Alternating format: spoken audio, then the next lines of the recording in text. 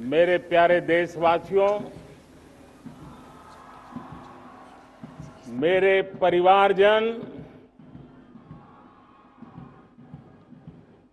आज वो शुभ घड़ी है जब हम देश के लिए मर मिटने वाले, देश की आजादी के लिए अपना जीवन समर्पित करने वाले, आजीवन संघर्ष करने वाले, फांसी के तख्त पर चढ़कर के भारत मां की जय के नारे लगाने वाले अनगिनत आजादी के दीवानों को नमन करने का ये पर्व है। उनका पुण्य स्मरण करने का पर्व है। आजादी के दीवानों ने आज हमें आजादी के इस पर्व में स्वतंत्रता की सांस लेने के लिए सौभाग्य दिया है। यह देश उनका ऋणी है।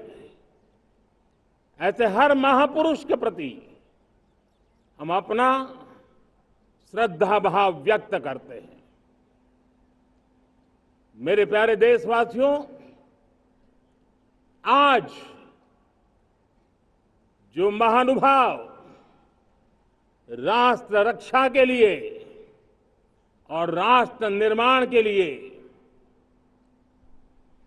पूरी लगन से, पूरी प्रतिबद्धता के साथ देश की रक्षा भी कर रहे हैं, देश को नई ऊंचाई पर ले जाने का प्रयास भी कर रहे हैं। चाहे वो हमारा किसान हो, हमारा जवान हो, हमारे नौजवानों का हौसला हो, हमारी माताओं बहनों का योगदान हो, दलित हो, पीड़ित हो, शोषित हो, वंचित हो, अभावों के बीच भी स्वतंत्रता के प्रति उसकी निष्ठा, लोकतंत्र के प्रति उसकी श्रद्धा, ये पूरे विश्व के लिए एक प्रेरक घटना है। मैं आज ऐसे सभी को आदरपूर्वक नमन करता हूं। प्यारे देशवासियों, इस वर्ष और पिछले कुछ वर्षों से प्राकृतिक आपदा के कारण हम सबकी चिंता बढ़ती चली जा रही है। प्राकृतिक आपदा में अनेक लोगों ने अपने परिवारजन खोए हैं, संपत्ति खोई है, राष्ट्र ने भी पारावार नुकसान भोगा है। मैं आज उन सब के प्रति अपनी संवेदना व्यक्त करता हूं और मैं उन्हें विश्वास दिलाता हूं कि यह देश इस संकट की घड़ी में उन सब के साथ खड़ा है। मेरे प्यारे देशवासियों, हम जरा आजादी के पहले के वो दिन याद करें। सैकड़ों साल की गुलामी, हर कालखंड संघर्ष का रहा। युवा हो, बुजुर्ग हो, किसान हो, महिला हो, आदिवासी हो, उन्होंने गुलामी के खिलाफ जंग लड़ते रहे, अविरत जंग लड़ते रहे। इतिहास गवाह है कि 1857 के स्वातंत्र संग्राम जिसको हम याद करते हैं, उसके पूर्व भी हमारे देश के कई आदिवासी क्षेत्र थे जहां आजादी का जंग लड़ा जाता था। साथियों, गुलामी का इतना लंबा कालखंड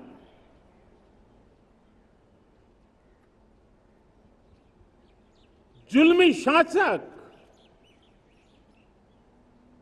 अपरंपार यातनाएं, सामान्य से सामान्य मानवीयों का विश्वास तोड़ने की हर तरकीब है, उसके बावजूद भी उस समय की जनसंख्या के हिसाब से करीब 40 करोड़ देशवासी आजादी के पूर्व 40 करोड़ देशवासियों ने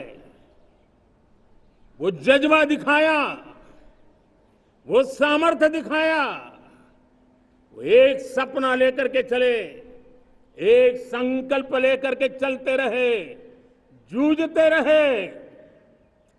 एक ही स्वर था, वंदे मातरम।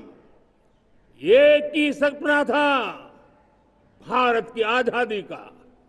40 करोड़ देशवासियों ने, और हमें गर्व है कि हमारी रगों में उन्हीं का खून है, वो हमारे पूर्वज थे। सिर्फ 40 करोड़ लोगों ने दुनिया की महासत्ता को उखाड़ करके फेंक दिया था, गुलामी की जंजीरों को तोड़ दिया था। अगर हमारे पूर्वज, जिनका खून हमारी रगों में है, आज हम तो 140 करोड़ है। अगर 40 करोड़ गुलामी की बेड़ियों को तोड़ सकते हैं, अगर 40 करोड़ आजादी के सपने को पूर्ण कर सकते हैं, आजादी लेकर के रह सकते हैं, तो 140 करोड़ देश के मेरे नागरिक, 140 करोड़ मेरे परिवारजन अगर संकल्प लेकर के चल पड़ते हैं, एक दिशा निर्धारित करके चल पड़ते हैं, कदम से कदम मिलाकर, कंधे से कंधा मिलाकर अगर चल पड़ते हैं, तो चुनौतियां कितनी भी क्यों ना हो, अभाव की मात्रा कितनी ही तीव्र क्यों ना हो, संसाधनों के लिए जूझने की नौबत हो, तो भी हर चुनौती को पार करते हुए हम समृद्ध भारत बना सकते हैं। हम 2047 विकसित भारत का लक्ष्य प्राप्त कर सकते हैं। अगर 40 करोड़ देशवासी अपने पुरुषार्थ से, अपने समर्पण से, अपने त्याग से, अपने बलिदान से आजादी दे सकते हैं, आजाद भारत बना सकते हैं, तो 140 करोड़ देशवासी उसी भाव से समृद्ध भारत भी बना सकते हैं। साथियों, वो एक समय था जब लोग देश के लिए मरने के लिए प्रतिबद्ध थे और आजादी मिली थी। आज ये समय है देश के लिए जीने की प्रतिबद्धता का। अगर देश के लिए मरने की प्रतिबद्धता आजादी दिला सकती है, तो देश के लिए जीने की प्रतिबद्धता समृद्ध भारत भी बना सकती है।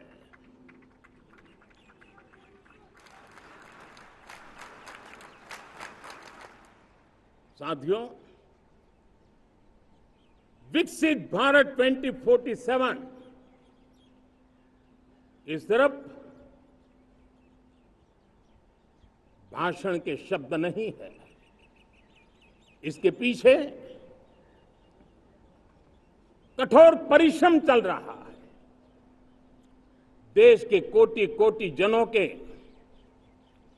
सुझाव लिए जा रहे हैं और हमने देशवासियों से सुझाव मांगे। और मुझे प्रसन्नता है कि मेरे देश के करोड़ों नागरिकों ने विकसित भारत 2047 के लिए अनगिनत सुझाव दिए हैं। हर देशवासी का सपना उसमें प्रतिबिंबित हो रहा है, हर देशवासी का संकल्प उसमें झलकता है। युवा हो, बुजुर्ग हो, गांव के लोग हो, शहर के लोग हो, किसान हो, कामदार हो, दलित हो, आदिवासी हो, पहाड़ों में रहने वाले लोग हो, जंगल में रहने वाले लोग हो, शहरों में रहने वाले लोग हैं, हर किसी ने 2047 में जब देश आजादी का 100 साल मनाएगा तब तक विकसित भारत के लिए अनमोल सुझाव दिए हैं। और मैं जब इन सुझावों को देखता था मेरा मन प्रसन्न हो रहा था। उन्होंने क्या लिखा? कुछ लोगों ने कहा कि दुनिया का स्किल कैपिटल बनाने का सुझाव हमारे सामने रखा। 2047 विकसित भारत के लिए कुछ लोगों ने भारत को मैन्युफैक्चरिंग का ग्लोबल हब बनाने के लिए सुझाव दिया। कुछ लोगों ने भारत की हमारी यूनिवर्सिटीज ग्लोबल बने इसके लिए सुझाव दिया। कुछ लोगों ने यह भी कहा कि क्या आजादी के इतने सालों के बाद हमारा मीडिया ग्लोबल नहीं होना चाहिए। कुछ लोगों ने यह भी कहा कि हमारा स्किल्ड युवा विश्व की पहली पसंद बनना चाहिए। कुछ लोगों ने सुझाव दिया भारत को जल्द से जल्द जीवन के हर क्षेत्र में आत्मनिर्भर बनना चाहिए। कई लोगों ने सुझाव दिया कि हमारे किसान जो मोटा अनाज पैदा करते हैं, जिसको हम श्री अन्न कहते हैं, उस सुपर फूड को दुनिया के हर डाइनिंग टेबल पर पहुंचाना है। हमें विश्व के पोषण को भी बल देना है और भारत के छोटे किसानों को भी मजबूती देनी है। कई लोगों ने सुझाव दिया कि देश में स्थानीय स्वराज की संस्थाओं से लेकर के अनेक इकाइयां हैं, उन सब में गवर्नेंस के रिफॉर्म की बहुत जरूरत है। कई लोगों ने लिखा कि न्याय के अंदर जो विलंब हो रहा है उसके प्रति चिंता जाहिर की और ये भी कहा कि हमारे देश में न्याय व्यवस्था में रिफॉर्म की बहुत बड़ी जरूरत है। कई लोगों ने लिखा कि कई ग्रीनफील्ड सिटीज बनाने की अब समय की मांग है। किसी ने बढ़ती हुई प्राकृतिक आपदाओं के बीच शासन प्रशासन में कैपेसिटी बिल्डिंग के लिए एक अभियान चलाने का सुझाव दिया। बहुत सारे लोगों ने यह सपना भी देखा है कि अंतरिक्ष में भारत का स्पेस स्टेशन जल्द से जल्द बनना चाहिए। किसी ने कहा भारत की जो पारंपरिक ट्रेडिशनल मेडिसिन है, हमारी औषधि है, दुनिया जब आज होलिस्टिक हेल्थ केयर की तरफ जा रही है तब हमें भारत की पारंपरिक औषधियां और वेलनेस हब के रूप में भारत को विकसित करना चाहिए।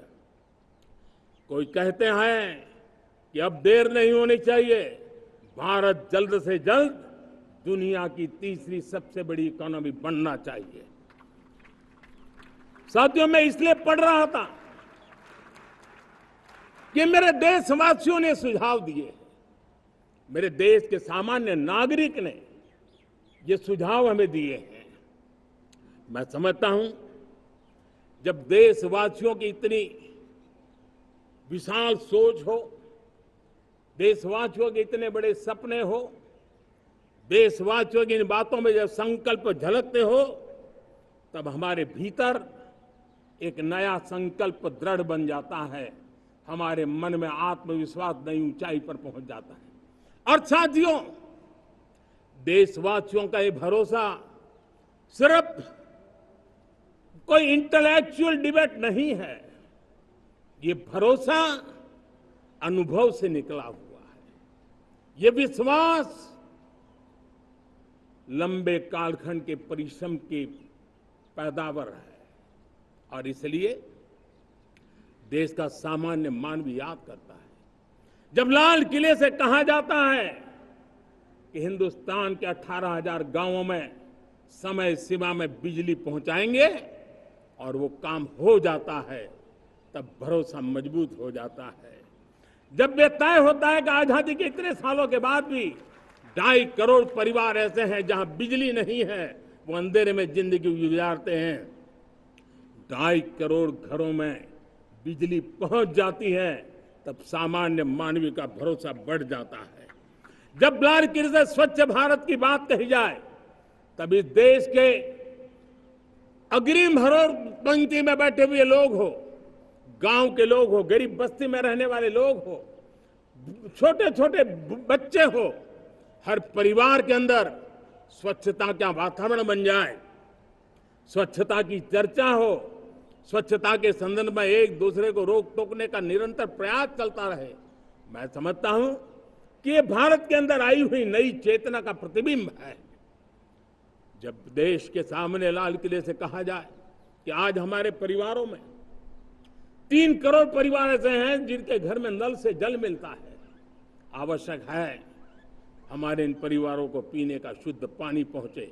जल जीवन मिशन के तहत इतने कम समय में नए 12 करोड़ परिवारों को जल जीवन मिशन के तहत नल से जल पहुंच रहा है। आज 15 करोड़ परिवार इसके लाभार्थी बन चुके हैं। हमारे कौन लोग वंचित थे इन व्यवस्थाओं से, कौन पीछे रह गए थे? समाज के अग्रिम पंक्ति के लोग इसके लिए अभाव में नहीं जीते थे। मेरे दलित, मेरे पीड़ित, मेरे शोषित, मेरे आदिवासी भाई बहन, मेरे गरीब भाई बहन, मेरे झुग्गी झोपड़ी में जिंदगी गुजारने वाले लोग, वही तो इन चीजों के अभाव में जी रहे थे। हमने अनेक ऐसे प्राथमिक आवश्यकताओं की पूर्ति के लिए जो प्रयास किया और उसका परिणाम हमारे इन सारे समाज के बंधुओं को मिला है। हमने वोकल फॉर लोकल का मंत्र दिया। आज मुझे खुशी है कि वोकल फॉर लोकल ने अर्थतंत्र के लिए एक नया मंत्र बन गया है। हर डिस्ट्रिक्ट अपनी पैदावार के लिए गर्व करने लगा है। 1 डिस्ट्रिक्ट 1 प्रोडक्ट का माहौल बना है। अब 1 डिस्ट्रिक्ट 1 प्रोडक्ट को 1 डिस्ट्रिक्ट का 1 प्रोडक्ट एक्सपोर्ट कैसे हो, उस दिशा में हर जिले सोचने लगे हैं। रिन्यूएबल एनर्जी का संकल्प लिया था। G20 समूह के देशों ने जितना किया है उससे ज्यादा भारत ने किया है, और भारत ने ऊर्जा के क्षेत्र में आत्मनिर्भर बनने के लिए, ग्लोबल वार्मिंग की चिंताओं से मुक्ति पाने के लिए हमने काम किया है। साथियों, देश गर्व करता है आज जब फिनटेक की सफलता को लेकर पूरा विश्व भारत से कुछ सीखना समझना चाहता है, तब हमारा गर्व और बढ़ जाता है। साथियों, हम कैसे भूल सकते हैं कोरोना के वो संकट काल। विश्व में सबसे तेज गति से करोड़ों लोगों को वैक्सीनेशन का काम हमारे इसी देशों में हुआ। यही देश हैं जो कभी आतताई आतंकवादी हमें आकर के मार के चले जाते थे। जब देश की सेना सर्जिकल स्ट्राइक करती है, जब देश की सेना एयर स्ट्राइक करती है, तो देश के नौजवानों का सीना ऊंचा हो जाता है, तन जाता है, गर्व से भर जाता है। और यही बातें हैं जो आज 140 करोड़ देशवासियों का मन गर्व से भरा हुआ है, आत्मविश्वास से भरा हुआ है। साथियों, इन सारी बातों के लिए एक सुविचारित प्रयास हुआ है। रिफॉर्म की परंपरा को सामर्थ्य दिया गया है, नक्कर तरीकों के, नक्कर लक्ष्य को लेकर के। और जब राजनीतिक नेतृत्व की संकल्प शक्ति हो, दृढ़ विश्वास हो, जब सरकारी मशीनरी उसको लागू करने के लिए समर्पण भाव से जुट जाती है, और जब देश के हर नागरिक उस सपने को पूरा करने के लिए, जन भागीदारी करने के लिए, जन आंदोलन बनाने के लिए आगे आता है, तब हमें निश्चित परिणाम मिलता ही रहता है। मेरे प्यारे देशवासियों, हम ये न भूलें कि इस देश उस परिस्थितियों से भी दशकों तक भी आजादी के बाद समय बिताया है, जब होती है, चलती है, अरे यार ये तो चलेगा, अरे हमें क्या मेहनत करने की जरूरत है, अरे मामला है अगली पीढ़ी दिखेगी, अरे हमको मौका मिला है यार, मौज कर लो, आगे वाला आगे का जाने, हमें क्या करना है, हम अपना समय निकाल दें। अरे नया करने जाओगे कोई बवाल उठ जाए, पता नहीं क्यों देश में स्टेटस को का माहौल बन गया था। जो है उसी से गुजारा कर लो, यही का माहौल बन गया था। और लोग तो कहते हैं अरे भाई छोड़ो, अब कुछ होने वाला नहीं है, चलो, ऐसा ही मन भर गया था। हमें इस मानसिकता को तोड़ना था, हमें विश्वास से भरना था, और हमने उस दिशा में प्रयास किया। कई लोग तो कहते थे अरे भाई अगली पीढ़ी के लिए काम हम अभी से क्यों करें, हम तो आज का देखें। लेकिन देश का सामान्य नागरिक ये नहीं चाहता, वो बदलाव के इंतजार में था, वो बदलाव चाहता था, उसकी ललक थी, लेकिन उसके सपनों को किसी ने तवज्जो नहीं दी, उसकी आशा आकांक्षाओं को अपेक्षाओं को तवज्जो नहीं दी गई, और उसके कारण वो मुसीबतों को झेलते हुए गुजारा करता रहा, वो रिफॉर्म्स का इंतजार करता रहा। हमें जिम्मेदारी दी गई और हमने बड़े रिफॉर्म्स जमीन पर उतारे। गरीब हो, मिडिल क्लास हो, हमारे वंचित लोग हो, हमारी बढ़ती जाती शहरी आबादी हो, हमारे नौजवानों के सपने हो, संकल्प हो, आकांक्षाएं हो, उनके जीवन में बदलाव लाने के लिए रिफॉर्म का मार्ग हमने चुना। और मैं देशवासियों को विश्वास दिलाना चाहता हूं, रिफॉर्म के प्रति हमारी जो प्रतिबद्धता है वो पिंक पेपर के एडिटोरियल के लिए सीमित नहीं है। हमारे रिफॉर्म्स की ये प्रतिबद्धता है वो 4 दिन की वाहवाही के लिए नहीं है।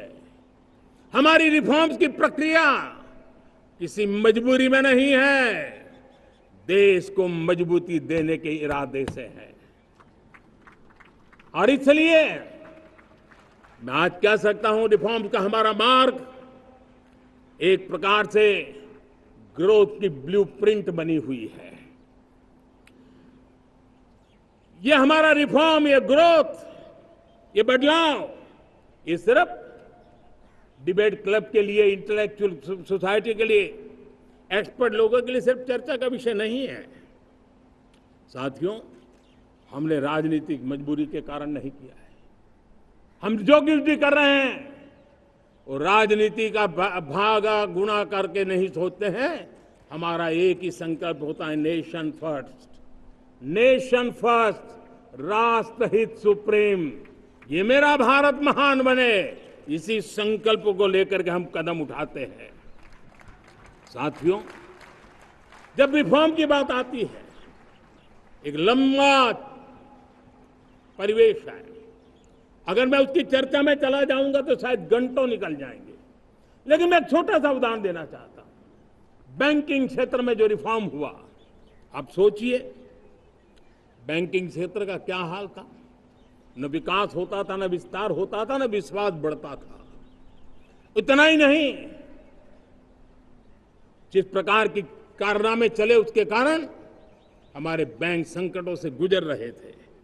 हमने बैंकिंग सेक्टर को मजबूत बनाने के लिए अनेक विध रिफॉर्म्स किए, और आज उसका कारण हमारी बैंक विश्व में जो इन्हीं गुनी मजबूत बैंक के हैं उसमें भारतीय बैंकों ने अपना स्थान बनाया है। और जब बैंक मजबूत होती है ना, तब फॉर्मल इकोनॉमी की ताकत भी बढ़ती है। जब बैंक की व्यवस्था बन जाती है, जब सामान्य खास करके मध्यम वर्ग के परिवार की जो रिक्वायरमेंट होती है उसको पूरा करने की सबसे बड़ी ताकत बैंकिंग सेक्टर में होती है। अगर उसको होम लोन चाहिए, उसको व्हीकल का लोन चाहिए, मेरे किसान को ट्रैक्टर के लिए लोन चाहिए, मेरे नौजवानों को स्टार्टअप के लिए लोन चाहिए, मेरे नौजवानों को कभी पढ़ने के लिए, एजुकेशन के लिए लोन चाहिए, किसी को विदेश जाने के लिए लोन चाहिए, ये सारी बातें उसे संभव होती है। मुझे तो खुशी है कि मेरे पशुपालक भी, मेरे मछली पालन करने वाले भाई बहन भी आज बैंकों से लाभ ले रहे हैं। मुझे खुशी है मेरे रेहड़ी पटरी वाले लाखों भाई बहन आज बैंक से साथ जुड़ करके अपनी नई ऊंचाइयों को प्राप्त कर रहे हैं और विकास की दिशा में वो भागीदार बन रहे हैं। हमारे एमएसएमईज, हमारे लघु उद्योग के लिए तो बैंक एक सबसे बड़ी सहायक होती है। उसको रोजमर्रा पैसों की जरूरत होती है अपने नित्य मर्जी पर प्रगति के लिए, और उस काम को हमारी मजबूत बैंकों के कारण संभव हुआ है। साथियों, दुर्भाग्य से हमारे देश में आजादी तो मिली, लेकिन लोगों को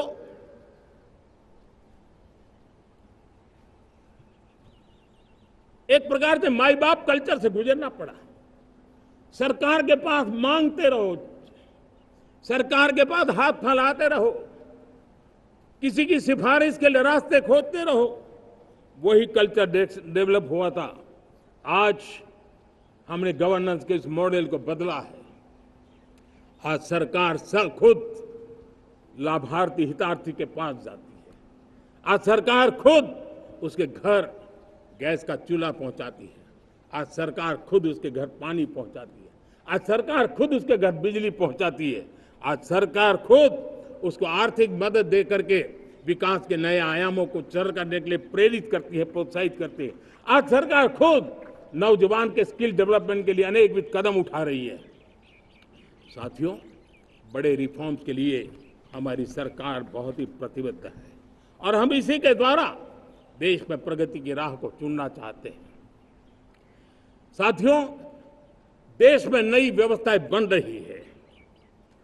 देश को आगे ले जाने के लिए अनेक वित्त नीतियों को, अनेक वित्त पॉलिसीज को निरंतर बनाया जाए और नए सिस्टम पर देश का भरोसा भी बढ़ता रहता है, निरंतर बढ़ता रहता है। आज जो 20-25 साल का नौजवान है, जो 10 साल पहले जब 12-15 साल की उम्र का नौजवान था, उसने अपनी आंखों के सामने ये बदलाव देखा है। 10 साल के भीतर भीतर उसके सपनों को आकार मिला है, धार मिली है और उसके आत्मविश्वास में एक नई चेतना जगी है और वही देश का एक नया सामर्थ्य के रूप में उभरना है। आज विश्व भर में भारत की साख बढ़ी है, भारत के प्रति देखने का नजरिया बदला है। आज विश्व में युवाओं के लिए संभावनाओं के द्वार खुले हैं। रोजगार के अनगिनत नए अवसर जो शायद आजादी के इतने सालों के बाद भी नहीं आए थे, वो आज उनके दरवाजे पर दस्तक दे रहे हैं। संभावनाएं बढ़ती गई हैं, नए मौके बन रहे हैं। मेरे देश के युवाओं को अब धीरे धीरे चलने का इरादा नहीं है। मेरा देश का नौजवान इंक्रीमेंटल प्रगति में विश्वास नहीं करता। मेरा देश का नौजवान छलांग मारने के मूड में है। वो छलांग मार के नई सिद्धियों को प्राप्त करने के मूड में है। मैं कहना चाहूंगा, भारत के लिए गोल्डन एरा है।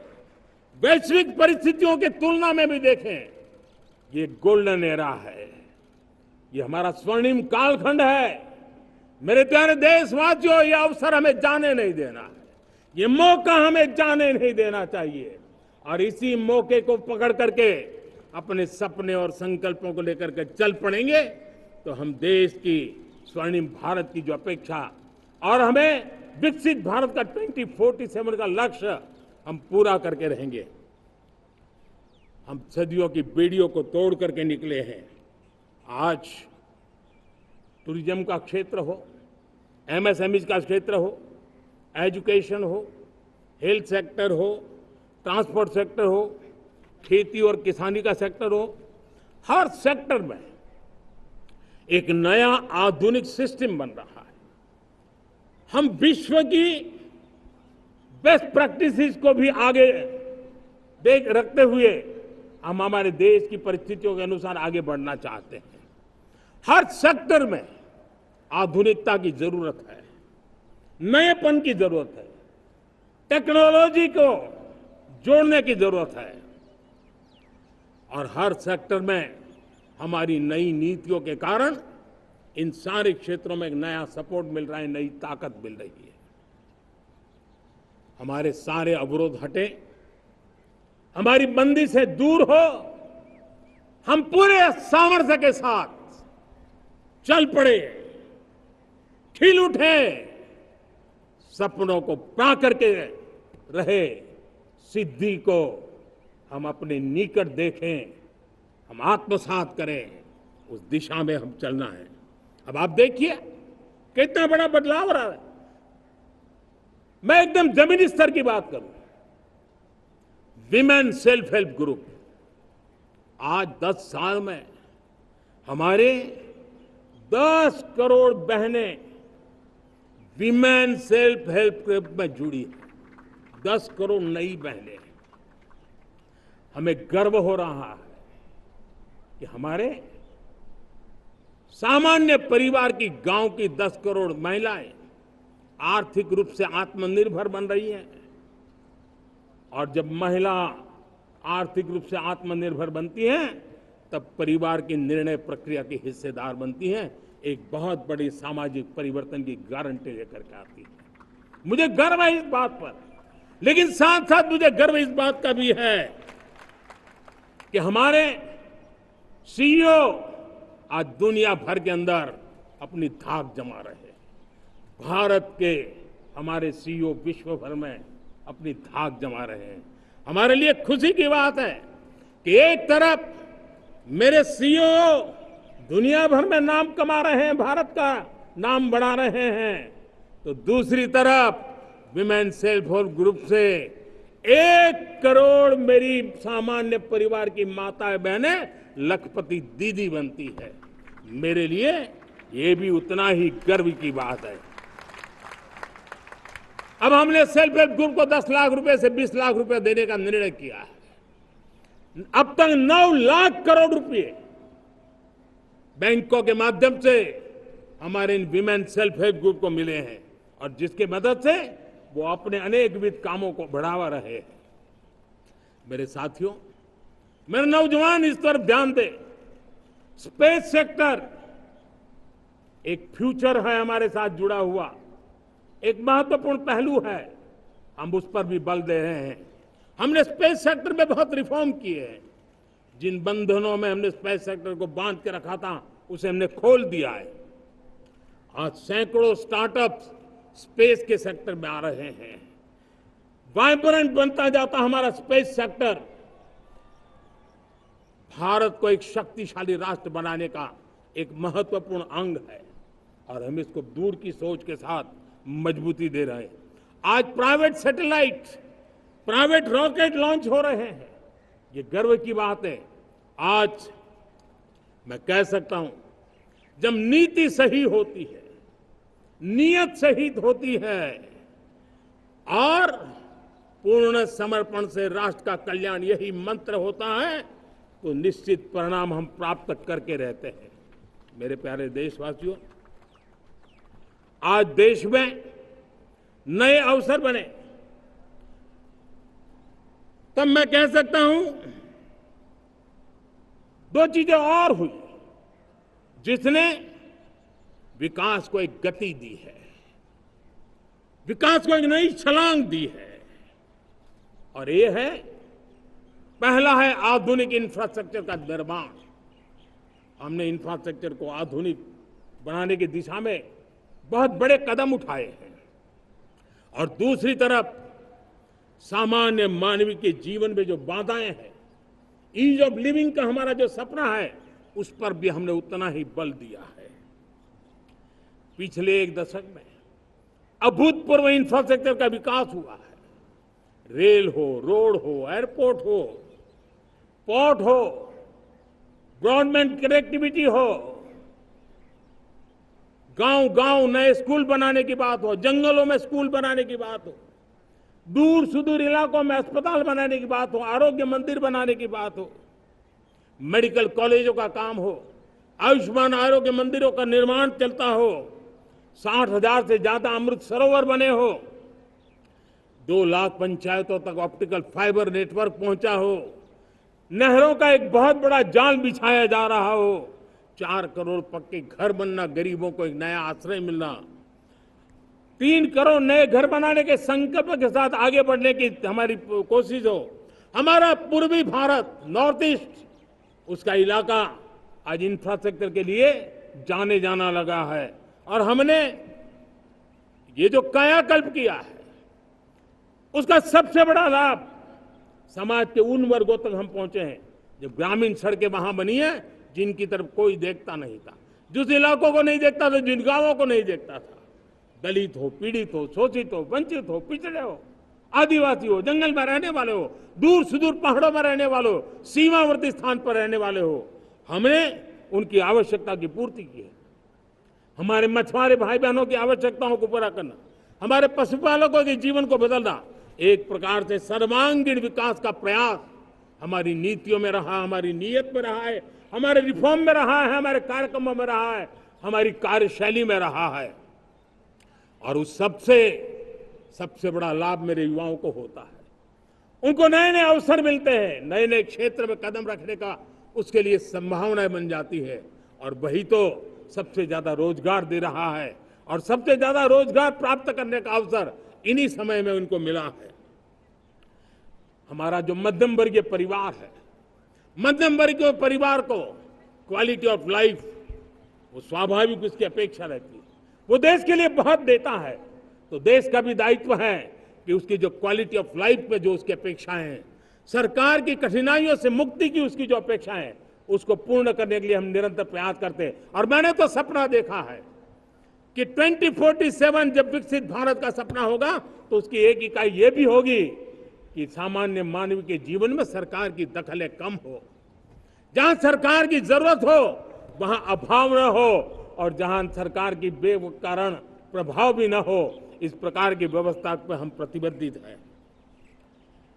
मेरे प्यारे देशवासियों, हम छोटी छोटी जरूरतों पर भी ध्यान देते हैं, हम छोटी छोटी आवश्यकताओं पर ध्यान देते हैं और उसको लेकर हम चलते हैं। चाहे हमारे गरीब का घर का चूल्हा जलता रहे, गरीब की मां को कभी आंसू पी करके सोना न पड़े, और इसके लिए मुफ्त इलाज की योजना हमारी चल रही है। बिजली, पानी, गैस अब सैचुरेशन के मूड पर है, और जब हम सैचुरेशन की बात करते हैं वो 100% होता है। जब सैचुरेशन होता है तो उसको जातिवाद का रंग नहीं लगता है। जब सैचुरेशन होता है तो उसमें पांथिकता का रंग नहीं लगता है। जब सैचुरेशन का मंत्र होता है तब सच्चे अर्थ में सबका साथ सबका विकास का मंत्र साकार होता है। लोगों के जीवन में सरकार की दखल कम हो, उस दिशा में हमने हजारों कंप्लायंसेस के लिए सरकार सामान्य मानवी पर बोझ डालती थी, उन सारे कंप्लायंसेस को दूर किया। हमने देशवासियों के लिए 1,500 से ज्यादा कानूनों को खत्म कर दिया, ताकि कानूनों की जंजाल के अंदर देशवासियों को फंसना न पड़े। हमने छोटी छोटी गलतियों के कारण ऐसे कानून बने थे, उनको जेल में अंदर धकेल दिया जाए। हमने उन छोटे छोटे कारणों से जेल जाने के जो परंपराएं थी, उन सारे कानूनों को नष्ट कर दिया और उसको कानूनों को जेल भेजने के प्रावधान को व्यवस्था से बाहर कर दिया है। आज हमने जो आजादी की विरासत के गर्व की बात हम जो करते हैं, सदियों से हमारे पास जो क्रिमिनल लॉ थे, आज हमने उसको नए क्रिमिनल लॉ, जिसको हमने न्याय संहिता के रूप में, और जिसके मूल में दंड नहीं पर नागरिक को न्याय, इस भाव को हमने प्रबल बनाया है। ईज ऑफ लिविंग बनाने के लिए देशव्यापी मिशन में काम कर रहे हैं। हर लेवल पर मैं सरकार के प्रतिनिधियों का आह्वान करता हूं। मैं जनप्रतिनिधि, वो किसी भी दल के क्यों न हो, किसी भी राज्य के क्यों न हो, सबसे आग्रह करता हूं कि हमने एक मिशन मोड में ईज ऑफ लिविंग के लिए कदम उठाने चाहिए। मैं हमारे युवाओं को, प्रोफेशनल्स को, सबको मैं कहना चाहता हूं, आप अपने स्थान पर जहां पर आपको छोटी छोटी दिक्कतें होती है, आप उसके सॉल्यूशन को लेकर के सरकार को चिट्ठी लिखते रहिए। सरकार को बताइए कि बिना कारण की कठिनाइयां है, उसको दूर करने से कोई नुकसान नहीं है। मैं पक्का मानता हूं आज सरकारें संवेदनशील है। हर सरकार, स्थानीय स्वराज्य की संस्था होगी या राज्य सरकार होगी या केंद्र सरकार होगी, उसको तवज्जो देगी।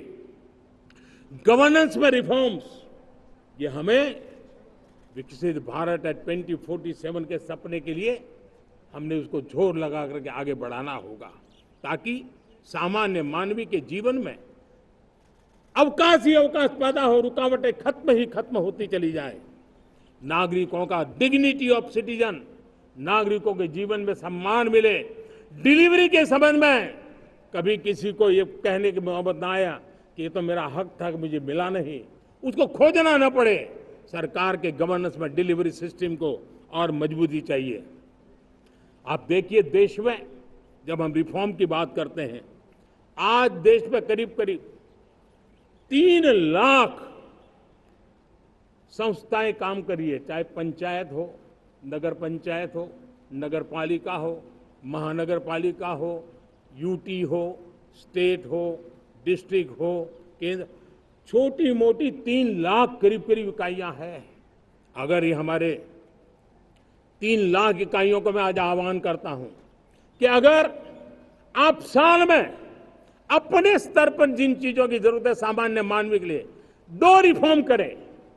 ज्यादा नहीं कह रहा हूं मेरे साथियों, एक पंचायत हो, एक राज्य सरकार हो, कोई विभाग हो, सिर्फ 1 साल में 2 रिफॉर्म और उसको जमीन पर उतारें। आप देखिए, हम देखते ही देखते 1 साल में करीब करीब 25-30 लाख रिफॉर्म कर सकते हैं।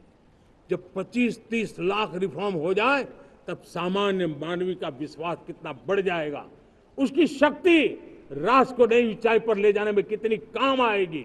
और इसलिए हम अपने स्तर पर होती है चलती से मुक्ति पाकर के बदलावों के लिए आगे आए, हिम्मत के साथ आगे आए। और सामान्य मानवी की जरूरत छोटी छोटी जरूरत होती है, पंचायत लेवल पर भी वो मुसीबतें झेल रहा है, उन मुसीबतों से हम मुक्ति दिलाएं तो मुझे पक्का विश्वास है कि हम सपनों को पार कर सकते हैं। मेरे प्यारे देशवासियों, आज देश आकांक्षाओं से भरा हुआ है। हमारे देश का नौजवान नई सिद्धियों को चूमना चाहता है, नए नए शिखरों पर वो कदम रखना चाहता है। और इसलिए हमारी कोशिश है हर सेक्टर में कार्य को हम गति दें, तेज गति दें। और उसके द्वारा पहले हम हर सेक्टर में नए अवसर पैदा करें। दूसरा, ये बदलती हुई व्यवस्थाओं के लिए जो सपोर्टिव इंफ्रास्ट्रक्चर चाहिए, उन इंफ्रास्ट्रक्चर पर हम बदलाव के मजबूती देने की दिशा में काम करें। और तीसरी बात है, नागरिकों की मूलभूत सुविधाओं के विषय में हम प्राथमिकता दें, उसको बल दें। इन तीनों भारत में एक एस्पिरेशनल सोसाइटी का निर्माण किया है और उसके परिणाम स्वरूप आज समाज खुद एक विश्वास से भरा हुआ है। हमारे देशवासियों की आकांक्षा है, उनके एस्पिरेशंस, हमारे नौजवानों की ऊर्जा हमारे देश के सामर्थ्य के साथ जोड़ करके हम आगे बढ़ने की एक ललक लेकर के चल रहे हैं। मुझे विश्वास है रोजगार और स्वरोजगार नए रिकॉर्ड के अवसर पर हम काम किया है। प्रति व्यक्ति आज आय दोगुनी करने में हम सफल हुए हैं। ग्लोबल ग्रोथ में भारत का योगदान बड़ा है। भारत का एक्सपोर्ट लगातार बढ़ रहा है। विदेशी मुद्रा भंडार लगातार बढ़ा हुआ है, पहले से 2 गुना पहुंचा है। ग्लोबल संस्थानों का भारत के प्रति भरोसा बढ़ा है। मुझे विश्वास है भारत की दिशा सही है, भारत की गति तेज है और भारत के सपनों में सामर्थ्य है। लेकिन इन सबके साथ संवेदनशीलता का हमारा मार्ग हमारे लिए ऊर्जा में एक नई चेतना भरता है। मम भाव हमारे कार्य की शैली है। समभाव भी चाहिए, मम भाव भी चाहिए, उसको लेकर के हम चल रहे हैं। साथियों, मैं जब कोरोना काल को याद करता हूं, कोरोना की वैश्विक महामारी के बीच सबसे तेजी से इकोनॉमी को बेहतर बनाने वाला कोई देश है तो वो देश भारत है। तब लगता है कि हमारी दिशा सही है। जब जात पात मत पंथ ऊपर उठकर हर घर तिरंगा फहराया जाता है, तब लगता है देश की दिशा सही है। आज पूरा देश तिरंगा है, हर घर तिरंगा है। न कोई जात है, न कोई पात है, न कोई ऊंच है, न कोई नीच है, सभी भारतीय है। यही तो हमारी दिशा की ताकत है। जब हम 25 करोड़ लोगों को गरीबी से बाहर निकालते हैं, तब हमारा विश्वास पक्का हो जाता है कि हमने गति को बराबर मेंटेन किया है और सपनों को साकार करना दूर नहीं है। जब 100 से अधिक आकांक्षी जिले अपने अपने राज्य के अच्छे जिलों की स्पर्धा कर रहे हैं, बराबरी करने लगे हैं, तो हमें लगता है कि हमारी दिशा और गति दोनों सामर्थ्यवान है। जब हमारे उन आदिवासी साथियों को वो मदद मिलती है, पीएम जनमन के द्वारा उनको जो योजनाएं पहुंची थी, आबादी बहुत छोटी है, लेकिन बहुत दूर सुदूर इलाकों में छुटपुट परिवार रहते हैं, हमने उनको खोज के निकाला है, उनके लिए चिंता की है। तब लगता है कि संवेदनशीलता से जब काम करते हैं तब संतोष कितना मिलता है। वर्किंग वुमेन के लिए पेड मैटरनिटी लीव 12 हफ्ते से बढ़ा करके 26 हफ्ते कर देते हैं। तब सिर्फ नारी का सम्मान ही करते इतना नहीं है, नारी के प्रति संवेदनशील भाव से निर्णय करते इतना नहीं, लेकिन उसके गोद में जो बच्चा पला है ना, उसको एक उत्तम नागरिक बनाने के लिए मां की जो जरूरत है उसमें सरकार रुकावट न बने, इस संवेदनशील भावना से उस निर्णय को हम करते हैं। जब मेरे दिव्यांग भाई बहन भारतीय साइन लैंग्वेज की बात हो या तो सुगम्य भारत का अभियान हो, उसको लगता है कि अब मेरी भी डिग्निटी है, मेरे प्रति देश के नागरिक सम्मान के भाव से देखता है। और पैरालंपिक में तो हमारे खिलाड़ी नई नई ताकत दिखाने लगे हैं। तब लगता है कि ये जो मेरा मम भाव है, हम सबका मम भाव है, उसकी ताकत नजर आती है। हमारे ट्रांसजेंडर समाज के प्रति हम जिस संवेदना के साथ निर्णय बना रहे हैं, हम नए नए कानून बना रहे हैं, उनको सम्मान का जीवन देने के लिए हम प्रयास कर रहे हैं, तब बदलाव की हमारी दिशा सही दिखता है। सेवा भाव से किए गए इन कामों का, जो त्रिविध मार्गों से हम चले हुए, इन कामों का एक सीधा सीधा लाभ आज उसके परिणाम के रूप में हमें नजर आ रहा है। 60 साल बाद लगातार तीसरी बार आपने हमें देश सेवा का मौका दिया है। मेरे 140 करोड़ देशवासी, आपने जो आशीर्वाद दिए हैं, उस आशीर्वाद में मेरे लिए एक ही संदेश है, जन जन की सेवा, हर परिवार की सेवा, हर क्षेत्र की सेवा, और सेवा भाव से समाज की शक्ति को साथ लेकर के विकास की नई ऊंचाइयों पर पहुंचना। 2047 विकसित भारत के सपने को लेकर के चलना, उसी एक संदेश को लेकर मैं आज लाल किले की प्राचीर से हमें आशीर्वाद देने के लिए मैं कोटि कोटि देशवासियों का सर झुका करके आभार व्यक्त करता हूं। मैं उनके प्रति नतमस्तक होता हूं और मैं उनको विश्वास दिलाता हूं कि हमें नई ऊंचाइयों को नए जोश के साथ आगे बढ़ना है।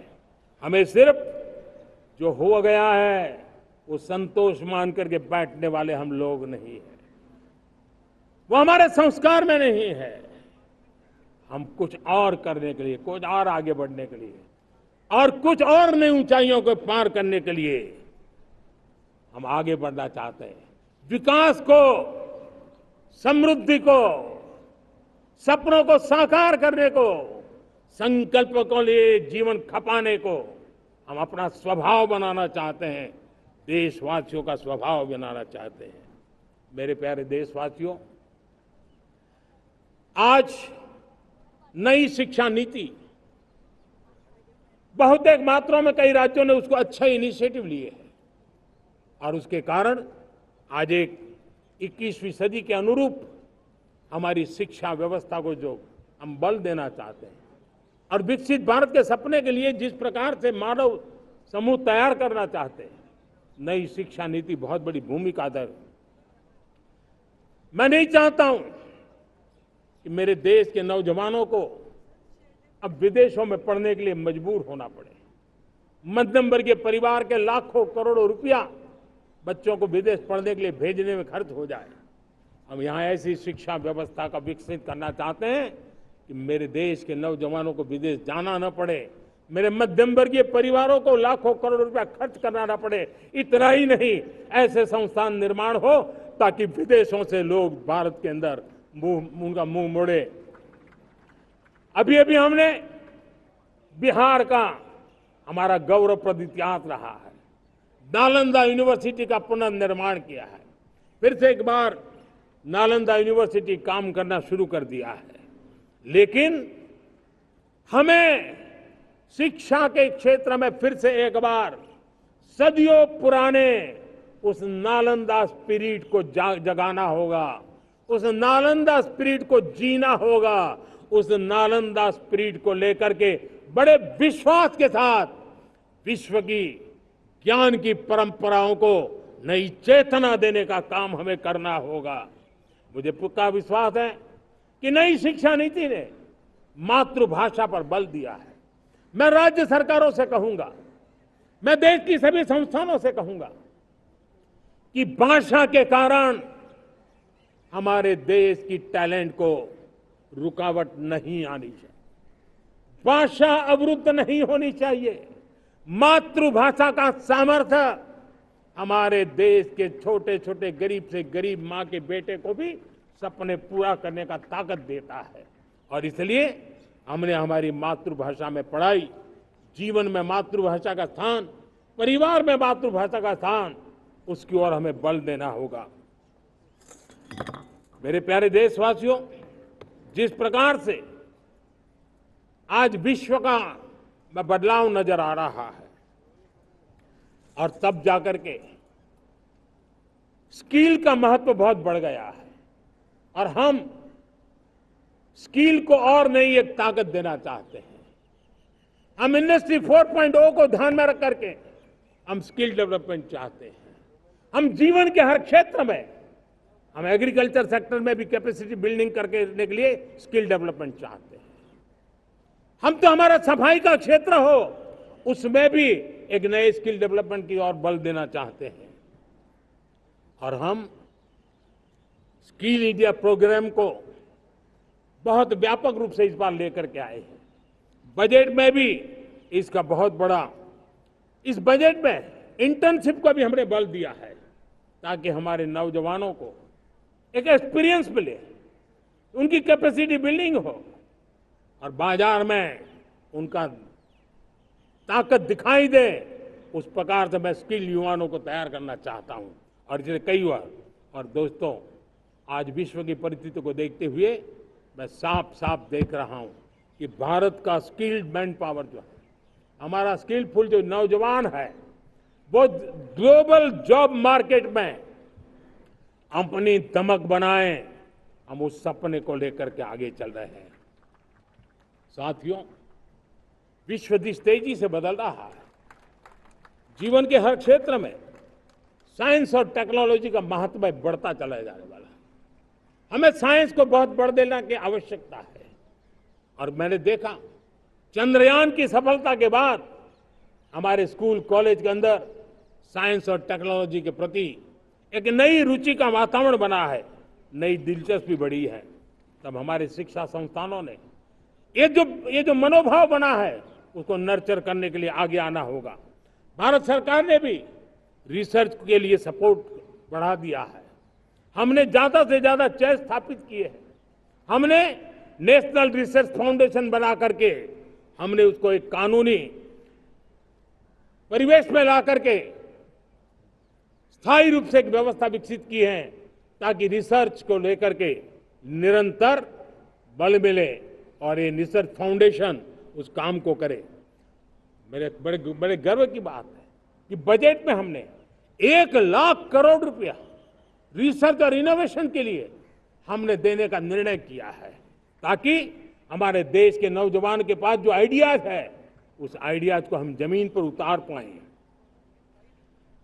साथियों, आज भी हमारे देश में मेडिकल एजुकेशन के लिए हमारे बच्चे बाहर जा रहे हैं। वैसा कहा हमारे वो ज्यादातर मध्यम वर्गीय परिवार के, उनके लाखों करोड़ों रुपए खर्च हो जाते हैं। और तब जाकर के हमने पिछले 10 साल में मेडिकल सीटों को करीब करीब 1 लाख कर दिया। आज मैं करीब करीब 25,000 युवा हर साल विदेश में मेडिकल एजुकेशन के लिए जाते हैं, और ऐसे ऐसे देश में जाना पड़ रहा है, कभी कभी तो मैं सुनता हूं तो हैरान हो जाता हूं। और इसलिए हमने तय किया है कि अगले 5 साल में मेडिकल लाइन में 75,000 नई सीटें बनाई जाएगी। मेरे प्यारे देशवासियों, विकसित भारत 2047 वो स्वस्थ भारत भी होना चाहिए, और जब स्वस्थ भारत हो तो आज जो बच्चे हैं उनके पोषण पर आज से ही ध्यान देने की जरूरत है। और इसलिए हमने विकसित भारत की जो पहली पीढ़ी है उनकी तरफ विशेष ध्यान दे करके हमने पोषण का एक अभियान चला है। हमने राष्ट्रीय पोषण मिशन शुरू किया है, पोषण को हमने प्राथमिकता दी है। मेरे प्यारे देशवासियों, हमारी कृषि व्यवस्था को ट्रांसफॉर्म करना बहुत जरूरी है, समय की मांग है। हम सदियों से जिस परंपरा में दबे हुए हैं, जकड़े हुए हैं, उससे मुक्ति पानी होगी, और हमारे किसानों को उसके लिए हम मदद भी दे रहे हैं। हम उसको ट्रांसफॉर्म करने की दिशा में लगातार काम करते आए हैं। आज आसान ऋण दे रहे हैं किसानों को, टेक्नोलॉजी की मदद दे रहे हैं। किसान जो पैदावार करता है उसको वैल्यू एडिशन के लिए हम काम कर रहे हैं, उसके लिए मार्केटिंग के लिए पूरा प्रबंध करते हैं, ताकि उसको एंड टू एंड हर जगह पे हैंड होल्डिंग की व्यवस्था हो, उस दिशा में हम काम कर रहे हैं।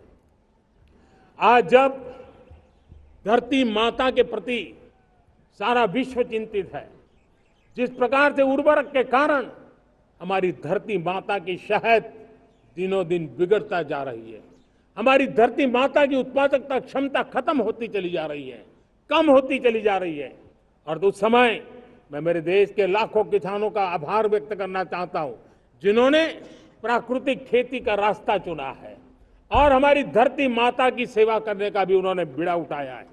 और इस बार बजट में भी हमने प्राकृतिक खेती को बल देने के लिए बहुत बड़ी योजनाओं के साथ बहुत बड़ा बजट में प्रावधान किया है। मेरे प्यारे देशवासियों, आज दुनिया की स्थिति में देखता हूं, पूरा विश्व होलिस्टिक हेल्थ केयर की तरफ मुड़ा है, और तब उनको ऑर्गेनिक फूड ये उनकी प्रथम पसंद बनी है। आज विश्व के लिए ऑर्गेनिक फूड का अगर कोई फूड बास्केट बन सकता है तो मेरे देश का किसान बना सकता है, मेरा देश बन सकता है। और इसलिए हम आने वाले दिनों में उस सपने को लेकर के आगे चलना चाहते हैं, ताकि ऑर्गेनिक फूड की जो विश्व की मांग है, उस ऑर्गेनिक फूड का बास्केट हमारा देश कैसे बने, किसानों का जीवन आसान बने, गांव में टॉप क्लास इंटरनेट कनेक्टिविटी मिले, किसानों को स्वास्थ्य सुविधाएं मिले, किसान के बच्चों को पढ़ने के लिए स्मार्ट स्कूल अवेलेबल हो, किसान के बच्चों को रोजगार उपलब्ध हो। छोटी छोटे खेती के टुकड़ों पर पूरा परिवार आज जीना बड़ा मुश्किल हो रहा है, तब उनके नौजवानों के लिए वो स्किल मिले, ताकि उनके नए रोजगार मिले, नए आय के साधन बने। इसका एक कॉम्प्रिहेंसिव प्रयास हम कर रहे हैं।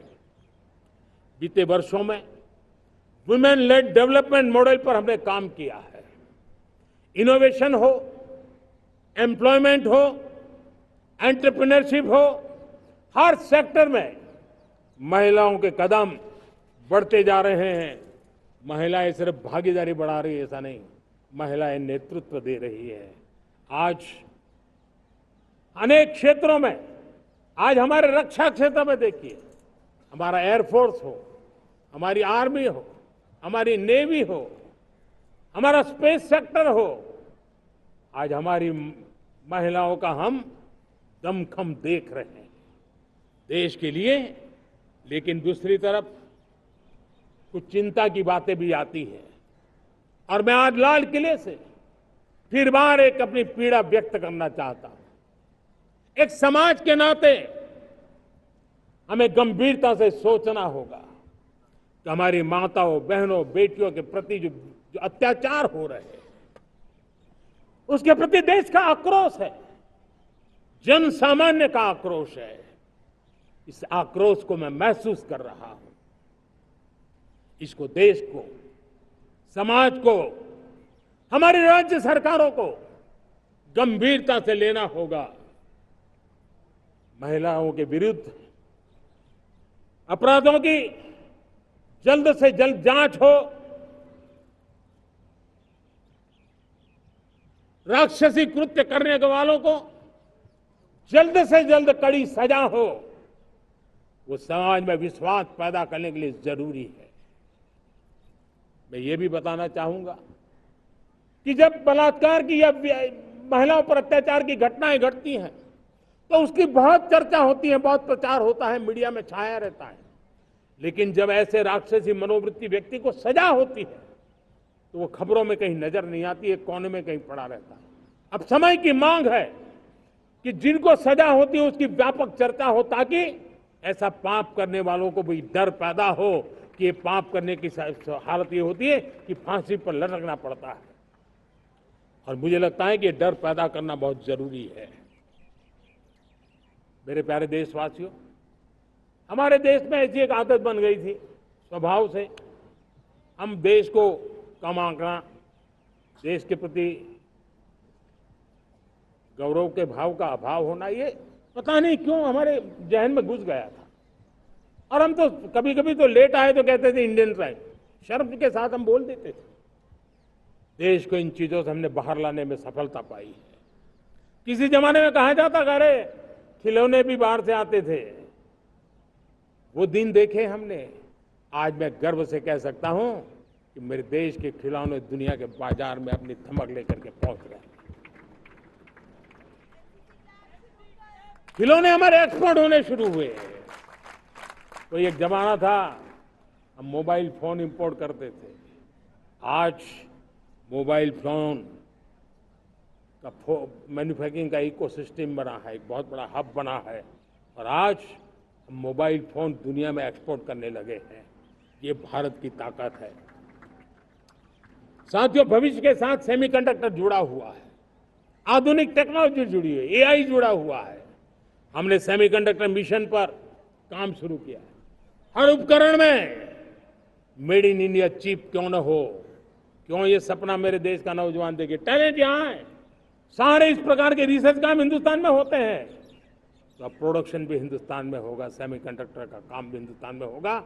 और हम एंड टू एंड सॉल्यूशन दुनिया को देने की ताकत रखते हैं और हम उसको साथियों, एक जमाना हमने देखा है 2G के लिए हम कैसा संघर्ष करते थे।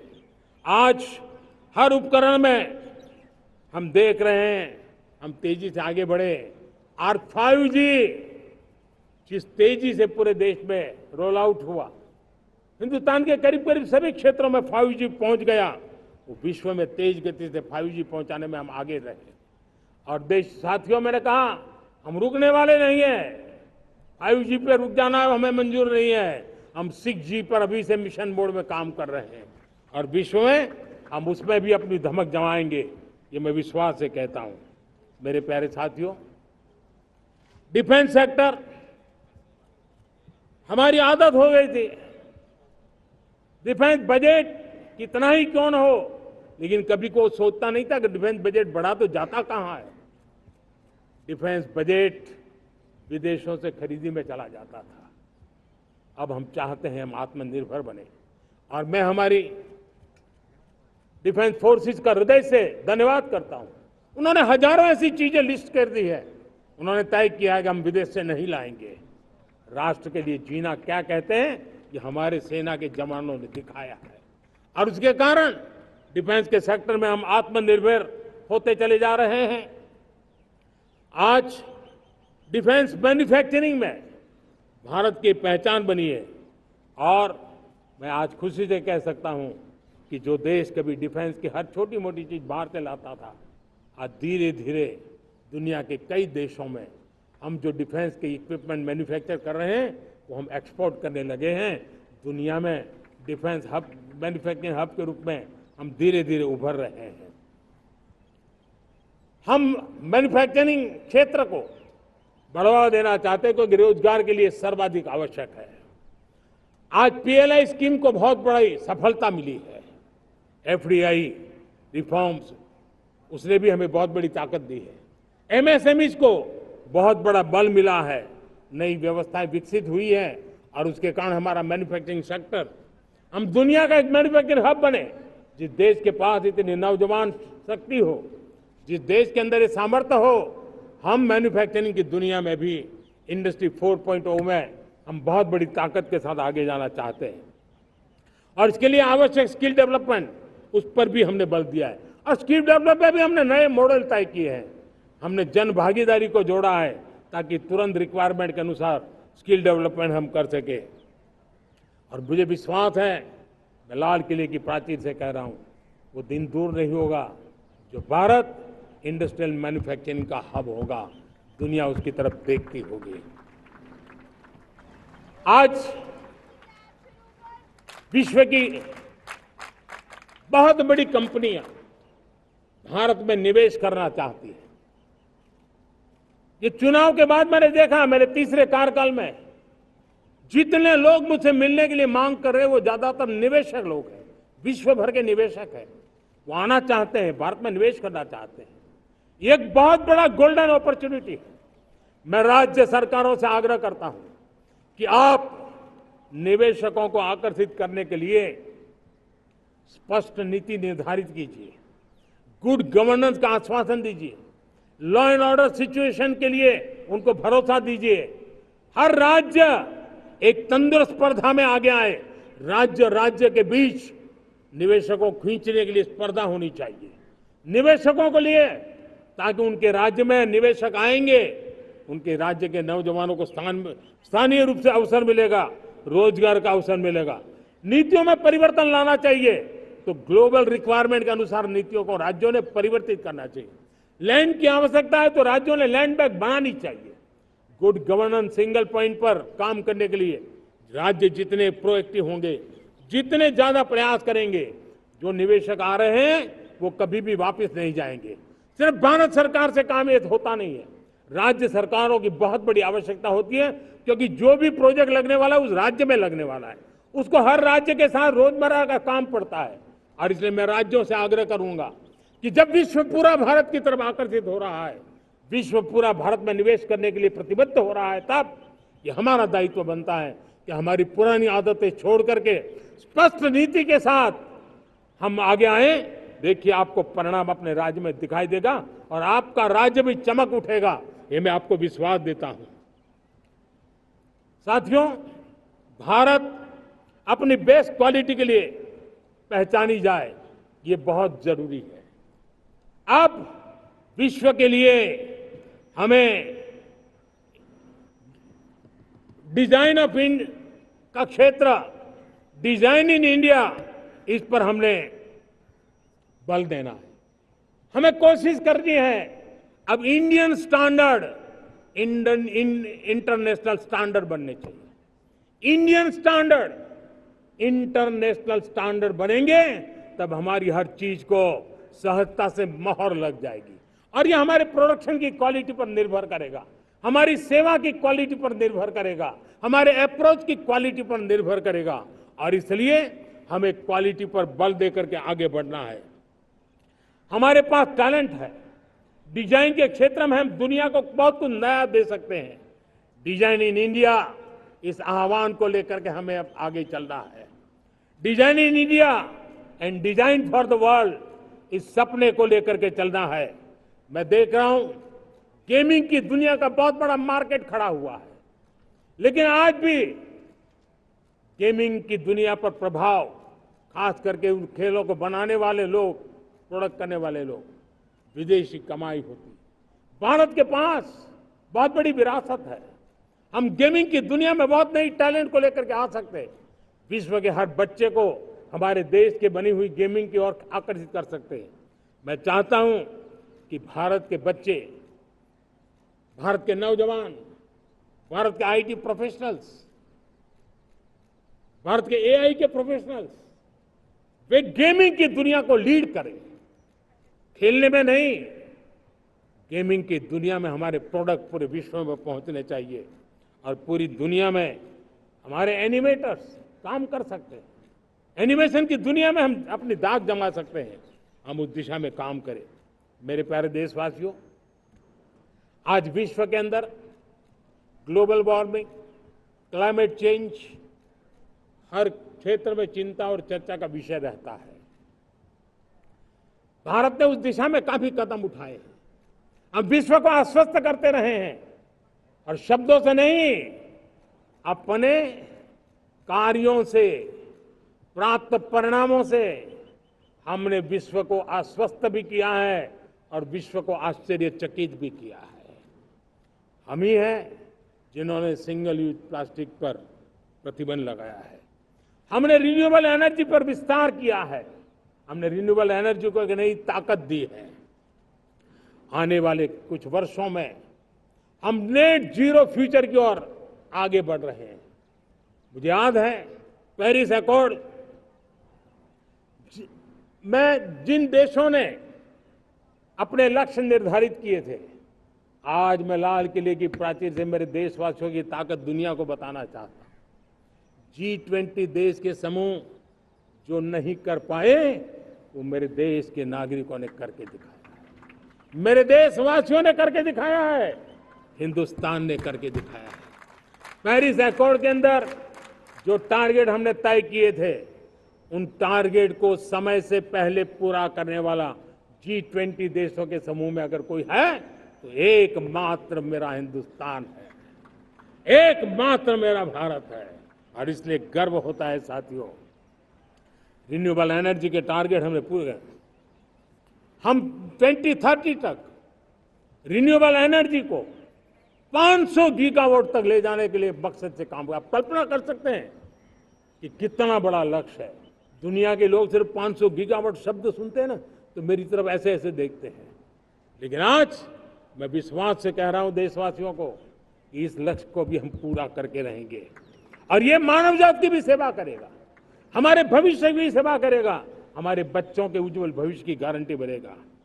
हमने 2030 तक हमारी रेलवे को नेट जीरो एमिशन का लक्ष्य लेकर के हम चल रहे हैं।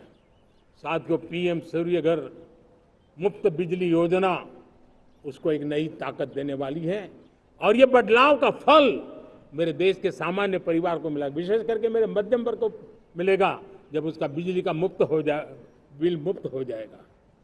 इलेक्ट्रिक व्हीकल उसकी मांग बढ़ती जा रही है। जब पीएम सूर्यघर योजना से वो बिजली उत्पादन करता है सूर्य से, तो उसका व्हीकल का प्रवास का खर्चा भी वो कम कर सकता है। साथियों, हम ग्रीन हाइड्रोजन मिशन लेकर के एक ग्लोबल हब बनना चाहते हैं।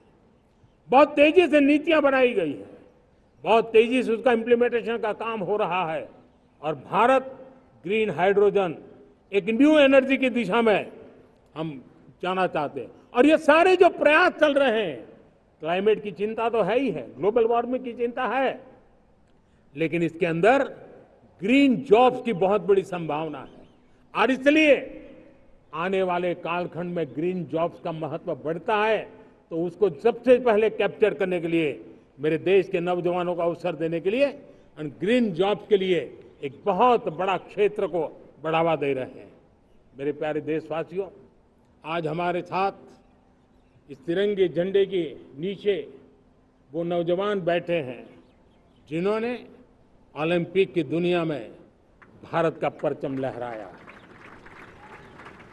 मैं मेरे देश के सभी एथलीट्स को, मेरे देश के सभी खिलाड़ियों को 140 करोड़ देशवासियों की तरफ से बधाई देता हूं और हम नए सपने, नए संकल्प, अत्यंतिक पुरुषार्थ के साथ नए लक्ष्यों को हासिल करने के लिए आगे बढ़ेंगे।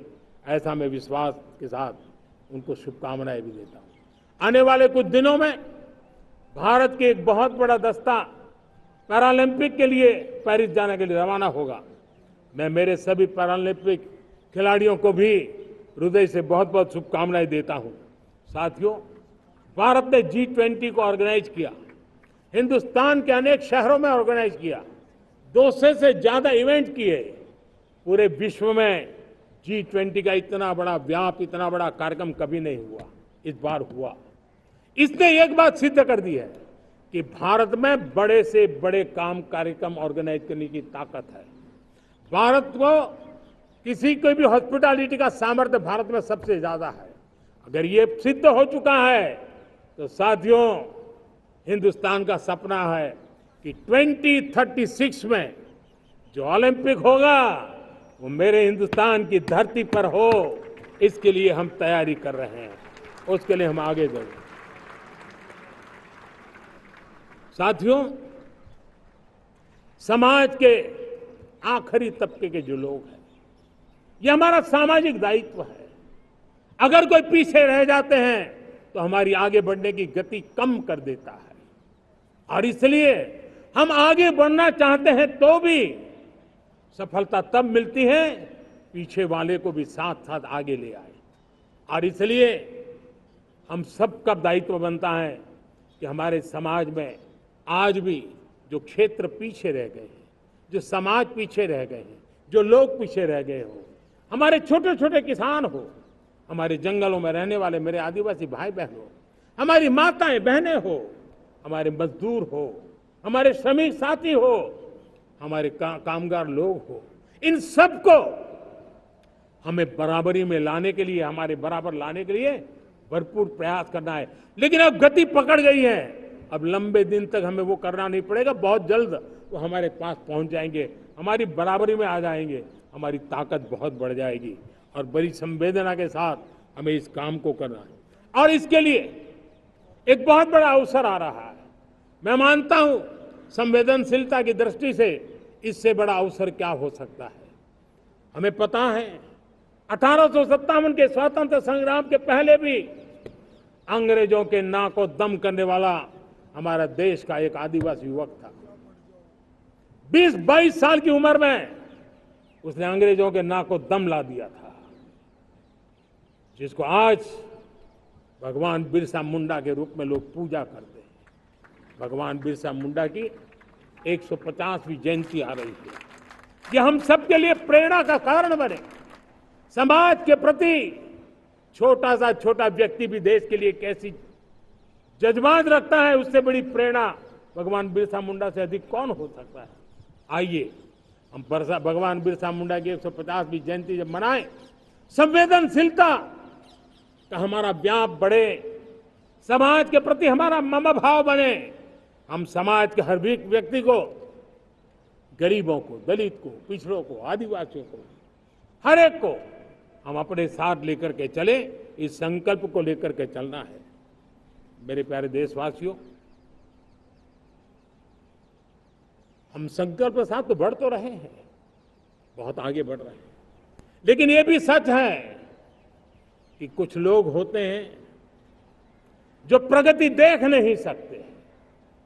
कुछ लोग होते हैं जो भारत का भला सोच नहीं सकते हैं। जब तक खुद का भला न हो तब तक उनको किसी का भला अच्छा नहीं लगता है। ऐसी विकृत मानसिकता से भरे हुए लोगों की कमी नहीं होती है। देश को ऐसे लोगों से बचना होगा। वे निराशा की गर्त में डूबे हुए लोग हैं। ऐसे मुट्ठी भर निराशा की गर्त में डूबे हुए लोग, जब उनके गोद में विकृति पलती है तब वो विनाश का कारण बन जाती है, सर्वनाश का कारण बन जाती है, एनार्की का मार्ग ले लेती है। और तब देश को इतनी बड़ी हानि हो जाती है जिसकी भरपाई करने में हमें नए सिरे से मेहनत करनी पड़ती है। इसलिए ऐसे जो छुटपुट निराशावादी तत्व होते हैं, वो सिर्फ निराशा इतना नहीं है, उनकी गोद में विकृति पल रही है। ये विकृति विनाश के, सर्वनाश के सपने देख रही है, ताने बाने जोड़ने की प्रयासों में लगी हुई है। देश को इसे समझना होगा। लेकिन मैं देशवासियों को कहना चाहता हूं कि हम हमारी नेक नीयत से, हमारी ईमानदारी से, राष्ट्र के प्रति हमारे समर्पण से हम सारी परिस्थितियों के बावजूद भी विपरीत मार्ग पर जाने वालों के लिए भी उनके भी दिल जीत करके हम देश को आगे बढ़ने के हमारे संकल्प में कभी भी पीछे नहीं हटेंगे, ये मैं विश्वास दिलाना चाहता हूं। साथियों, चुनौतियां हैं, अनगिनत चुनौतियां हैं। चुनौतियां भीतर भी है, चुनौतियां बाहर भी है। और जैसे जैसे हम ताकतवर बनेंगे, जैसे जैसे हमारा तवज्जो बढ़ेगा, तो चुनौतियां भी बढ़ने वाली है, बाहर की चुनौतियां और बढ़ने वाली है, और मुझे उसका भली भांति अंदाज है। लेकिन मैं ऐसी शक्तियों को कहना चाहता हूं, भारत का विकास किसी के लिए संकट लेकर के नहीं आता। हम विश्व में समृद्ध थे, तब भी हमने कभी दुनिया को युद्ध में नहीं झोंका है। हम बुद्ध का देश है, युद्ध हमारी राह नहीं है। और इसलिए विश्व चिंतित न हो भारत के आगे बढ़ने से। मैं विश्व समुदाय को विश्वास दिलाता हूं कि आप भारत के संस्कारों को समझिए, भारत के हजारों साल के इतिहास को समझिए। आप हमें संकट मत मानिए, आप उन तरकीबों से न जुड़िए जिसके कारण पूरी मानव जात का कल्याण करने का सामर्थ्य जिस भूमि में है, उस भूमि को ज्यादा मेहनत करनी पड़े। लेकिन फिर भी मैं देशवासियों को कहना चाहता हूं, चुनौतियां कितनी ही क्यों न हो, चुनौती को चुनौती देना ये हिंदुस्तान की फितरत में है।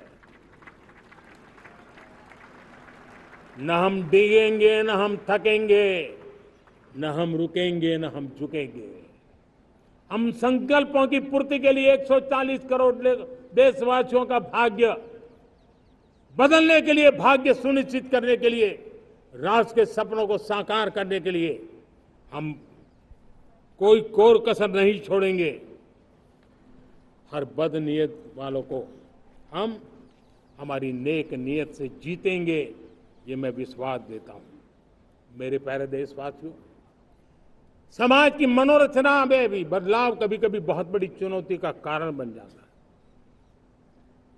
हमारा हर देशवासी भ्रष्टाचार की दिमक से परेशान रहा है। हर स्तर के भ्रष्टाचार ने सामान्य मानवीय का व्यवस्थाओं के प्रति विश्वास तोड़ दिया है। उसको अपनी योग्यता, क्षमता का प्रति अन्याय की जो गुस्सा होता है, वो राष्ट्र की प्रगति में नुकसान करता है। और इसलिए हमने व्यापक रूप से भ्रष्टाचार के खिलाफ एक जंग छेड़ा है। मैं जानता हूं इसकी कीमत मुझे चुकानी पड़ती है, मेरी प्रतिष्ठा को चुकानी पड़ती है, लेकिन राष्ट्र से बड़ी मेरी प्रतिष्ठा नहीं हो सकती है, राष्ट्र के सपनों से बड़ा मेरा सपना नहीं हो सकता। और इसलिए ईमानदारी के साथ भ्रष्टाचार के खिलाफ मेरी लड़ाई जारी रहेगी, तीव्र गति से जारी रहेगी, और भ्रष्टाचारियों पर कार्रवाई जरूर होगी। मैं भ्रष्टाचारियों के लिए भय का वातावरण पैदा करना चाहता हूं, ताकि देश के सामान्य नागरिक को लूटने की जो परंपरा बनी है, उस परंपरा को मुझे रोकना है। लेकिन सबसे बड़ी नई चुनौती आई, भ्रष्टाचारियों से निपटना तो है ही, लेकिन समाज जीवन में उच्च स्तर पर एक जो परिवर्तन आया है, वो सबसे बड़ी चुनौती भी है और एक समाज के लिए सबसे बड़ी चिंता भी है। क्या कोई कल्पना कर सकता है कि मेरे ही देश में इतना महान संविधान हमारे पास होने के बावजूद भी कुछ ऐसे लोग निकल रहे हैं जो भ्रष्टाचार का महिमा मंडन कर रहे हैं, खुलेआम भ्रष्टाचार का जय जयकार कर रहे हैं। समाज में इस प्रकार के बीज बोने का जो प्रयास हो रहा है, भ्रष्टाचार का जो महिमा मंडन हो रहा है, भ्रष्टाचारियों की स्वीकार्यता बढ़ाने का जो निरंतर प्रयास चल रहा है, वो स्वस्थ समाज के लिए बहुत बड़ी चुनौती बन गया है। बहुत बड़ी चिंता का विषय बन गया है। भ्रष्टाचारियों के प्रति समाज में दूरी बनाए रखने से ही किसी भी भ्रष्टाचारी को उस रास्ते पर जाने से डर लगेगा। अगर उसका महिमा मंडन होगा तो जो आज भ्रष्टाचार नहीं करता है उसको भी लगता है कि तो समाज में प्रतिष्ठा का रंग बन जाता है, उस रास्ते में जाने में बुरा नहीं है। मेरे प्यारे देशवासियों, बांग्लादेश में जो कुछ भी हुआ है उसको लेकर पड़ोसी देश के नाते चिंता होना, मैं इसको समझ सकता हूं। मैं आशा करता हूं कि वहां पर हालात जल्द ही सामान्य होंगे। खास करके 140 करोड़ देशवासियों की चिंता कि वहां हिंदू, वहां के अल्पसंख्यक, उस समुदाय की सुरक्षा सुनिश्चित हो। भारत हमेशा चाहता है कि हमारे पड़ोसी देश सुख और शांति के मार्ग पर चले। शांति के प्रति हमारा कमिटमेंट है, हमारे संस्कार है। हम आने वाले दिनों में बांग्लादेश की विकास यात्रा में हमेशा हमारा शुभचिंतन ही रहेगा, क्योंकि हम मानव जाति की भलाई सोचने वाले लोग हैं। मेरे प्यारे देशवासियों, हमारे संविधान को 75 वर्ष हो रहे हैं। भारत के संविधान के 75 वर्ष की यात्रा देश को एक बनाना, देश को श्रेष्ठ बनाने में बहुत बड़ी भूमिका रही है। भारत के लोकतंत्र को मजबूती देने में हमारे देश के संविधान की बहुत बड़ी भूमिका रही। हमारे देश के दलित, पीड़ित, शोषित, वंचित को सुरक्षा देने का बहुत बड़ा काम हमारे संविधान ने किया है। अब जब संविधान के 75 वर्ष हम मनाने जा रहे हैं, तब हम देशवासियों ने संविधान में निर्दिष्ट कर्तव्य के भाव पर बल देना बहुत जरूरी है। और जब मैं कर्तव्य की बात करता हूं, तब मैं सिर्फ नागरिकों पर बोझ बनाना नहीं चाहता। कर्तव्य केंद्र सरकार के भी है, कर्तव्य केंद्र सरकार के हर मुलाजिम के भी है, कर्तव्य राज्य सरकारों के भी है, राज्य सरकार के हर मुलाजिम के हैं, कर्तव्य हर स्थानीय स्वराज संस्था के हैं, चाहे पंचायत हो, नगर पालिका हो, महानगर पालिका हो, तहसील हो, जिला हो, हर किसी के कर्तव्य है। लेकिन साथ साथ 140 करोड़ देशवासियों की कर्तव्य है। अगर हम सब मिल करके अपने कर्तव्यों का निर्वाह करेंगे तो हम अपने आप औरों के अधिकारों की रक्षा करने के लिए निमित्त बनेंगे। और जब कर्तव्य का पालन होता है तब अधिकारों की रक्षा निहित होती है, उसके लिए कोई अलग से प्रयास करने की जरूरत नहीं पड़ जाती है। मैं चाहता हूं कि हमारे इस भाव को लेकर हम चलेंगे, हमारा लोकतंत्र भी मजबूत होगा, हमारा सामर्थ्य और बढ़ेगा और हम एक नई शक्ति के साथ आगे बढ़ेंगे। मेरे प्यारे देशवासियों, हमारे देश में सुप्रीम कोर्ट ने बार बार यूनिफॉर्म सिविल कोड को लेकर जो चर्चा की है, अनेक बार आदेश दिए हैं, क्योंकि देश का एक बहुत बड़ा वर्ग मानता है और उसमें सच्चाई भी है कि जिस सिविल कोड को हम लेकर के जी रहे हैं, वो सिविल कोड सचमुच में तो एक प्रकार का कम्युनल सिविल कोड है, भेदभाव करने वाला सिविल कोड है। ऐसे सिविल कोड से जब संविधान के 75 वर्ष मना रहे हैं और संविधान की भावना भी जो हमें कहती है करने के लिए, देश की सुप्रीम कोर्ट भी हमें कहती है करने के लिए, और तब जो संविधान निर्माताओं का सपना था, उस सपने को पूरा करना हम सबका दायित्व है। और मैं मानता हूं इस गंभीर विषय पर देश में चर्चा हो, व्यापक चर्चा हो, हर कोई अपने विचारों को लेकर के आए और उन कानूनों को, जो कानून धर्म के आधार पर देश को बांटते हैं, जो ऊंच नीच का कारण बन जाते हैं, ऐसे कानूनों को आधुनिक समाज में कोई स्थान नहीं हो सकता है। और इसलिए मैं तो कहूंगा, अब समय की मांग है कि देश में एक सेकुलर सिविल कोड हो। हमने कम्युनल सिविल कोड में 75 साल बिताए हैं। अब हमें सेक्युलर सिविल कोड की तरफ जाना होगा और तब जाकर के देश में धर्म के आधार पर जो भेदभाव हो रहे हैं, सामान्य नागरिक को जो दूरी महसूस होती है, उससे हमें मुक्ति मिलेगी। मेरे प्यारे देशवासियों, जब मैं देश में एक चिंता हमेशा कहता हूं, परिवारवाद, जातिवाद भारत के लोकतंत्र को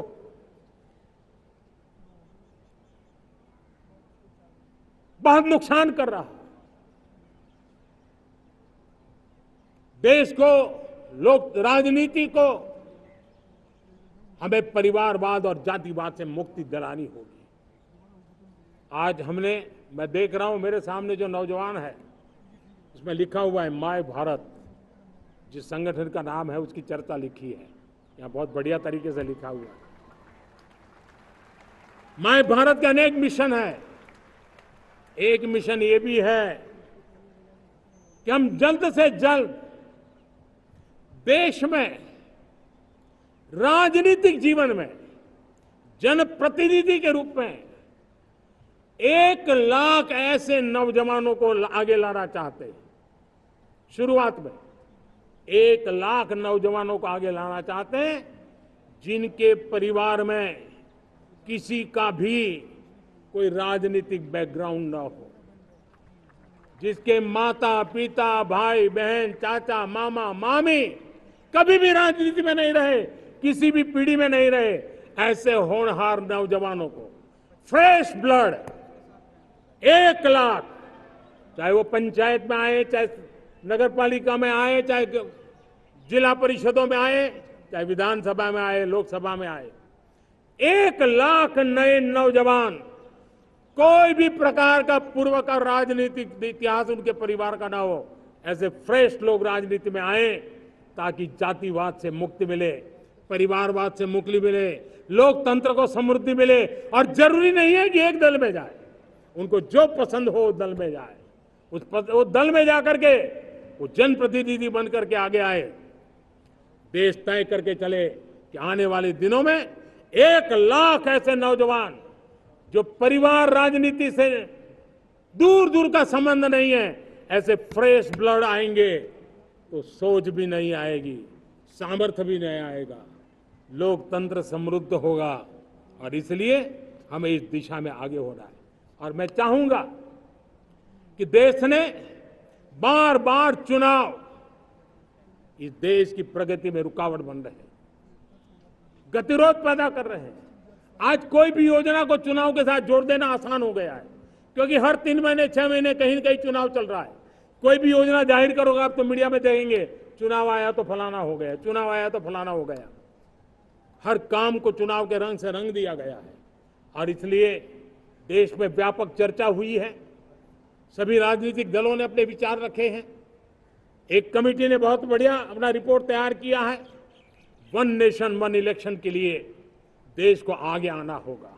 मैं लाल किले से तिरंगे की साक्षी में देश के राजनीतिक दलों से आग्रह करता हूं, देश के संविधान को समझने वाले लोगों से आग्रह करता हूं कि भारत की प्रगति के लिए, भारत के संसाधनों का सर्वाधिक उपयोग जन सामान्य के लिए हो, उसके लिए 1 नेशन 1 इलेक्शन के सपने को साकार करने के लिए हमें आगे आना चाहिए।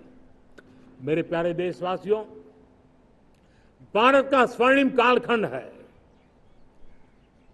2047 विकसित भारत, ये हमारी प्रतीक्षा कर रहा है।